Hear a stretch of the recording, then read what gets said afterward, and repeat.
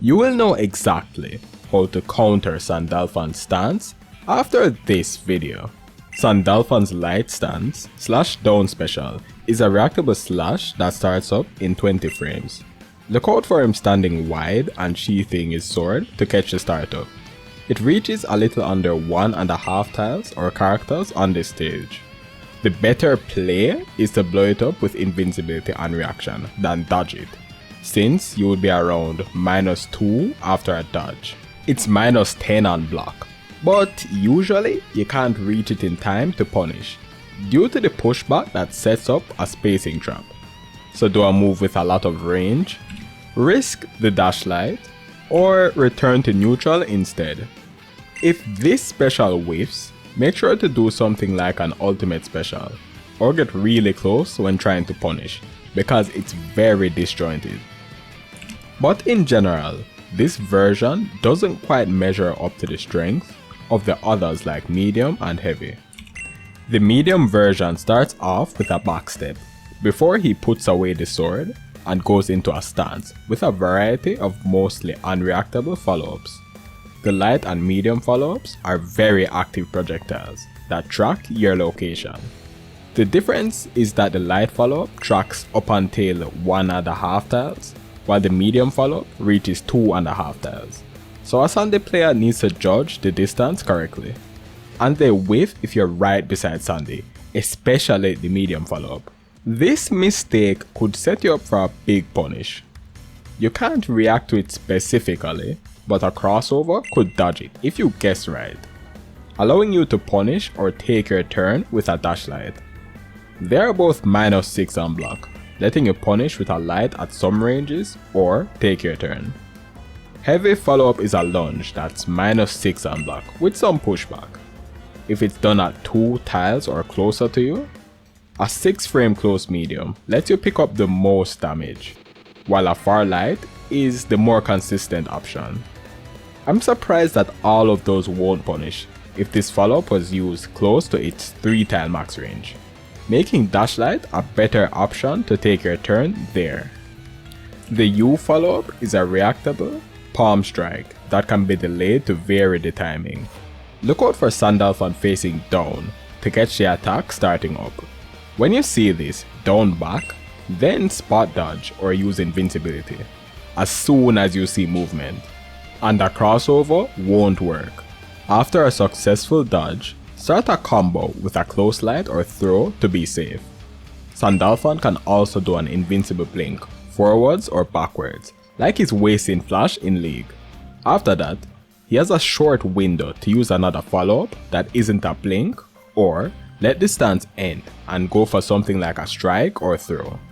Sandalphon doesn't have to cancel into anything immediately, so he could always wait and try to react with the right follow-up for the situation. The best zone to use this is around the edge of Dash Medium's range to bait people's moves into missing. Keeping up the pressure on Sandy can prevent him from going into the startup of Medium Down Special, but close in to ensure that your attacks are in range against someone that loves to spam this. Here are some answers and reaction to the backstep. The safest option is to wait and react. This is to block, then punish or take back your turn from the follow-ups. Alternate between jumping and continuing to block. When you see Sandalphon blink, to play around his options. If the light or medium follow-ups whiff in front of you, try to use an ultimate fireball to punish Sandy. And lastly, quickly close the distance whenever you see Sandalphon taking out the sword and recovering. The heavy and the U follow-ups are unblockable in the air, but all of those follow-ups aren't great anti-airs. So another option is jumping or super jumping at him as soon as you see him entering the stance. If Sandy was waiting in the stance, he could react, teleport backwards, then use a light follow-up and hit you when you're right above the ground. In this case, that follow-up can be very plus on block, so play around respecting his advantage. A riskier option is running up, then doing a dash light to catch a waiting Sandy off guard. Another risky call out is doing a crossover and punishing players that love to do the projectile follow-ups right away.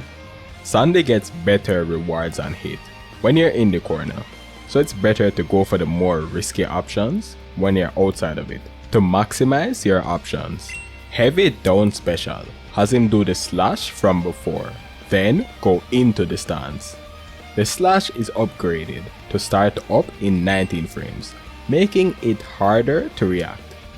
The stance right after lets the slash convert into more damage, create frame traps on block, and it helps to prevent it from being dodged or whiff punished.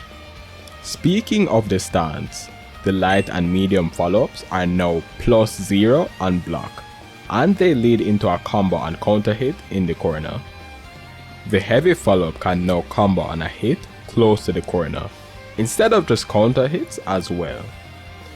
If the slash whiffs, you can play against it like you're reacting to the medium version in the neutral.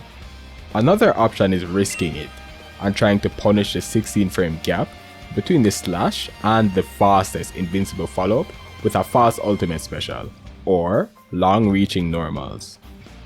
To play around the heavy version's frame traps, you can go for the wait and react option from before. Another universal option is blocking until you go for a delayed jump. A riskier option is a strike right away, like a light, to punish teleports and delayed follow-ups. A crossover just isn't worth it in this scenario, because you're -2 when you dodge the new and improved projectile follow-ups. Watch out for when Sandy does heavy stance at closer ranges, like after a triple attack, because this opportunity can be used to pick up a guaranteed brave counter. The ultimate version is a projectile that tracks up to about 3 tiles away. It's similar to the light follow-up from the stance, but the difference is that it's actually very reactable. So if you do a crossover on frame 20 in real time, you're able to punish with any move that starts up in 15 frames or faster. It's -4 on block, so take back your turn if you're close enough. On hit, Sandy can get a manually timed safe jump and side switch, or get an element and still be like +7. You probably have to delay your ult fireball a little to punish it on whiff, due to this version's projectile strength, and some characters can react to this way easier than others at a distance. Speaking of ultimate fireballs, this character has one of the best ones, due to its sheer speed and ability to tear through stuff in the neutral. Look out for a video covering exactly how to counter all of Sandy's fireballs in the near future.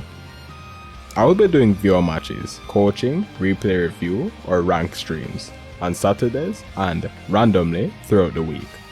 So if you want to level up your play, subscribe to see when I am streaming. This video was brought to you by my Patreon members like Muskefal CH. Become a Patreon member to enjoy these benefits and support the creation of more videos. Check out these counterplay videos for even more tips against the latest characters and top tiers.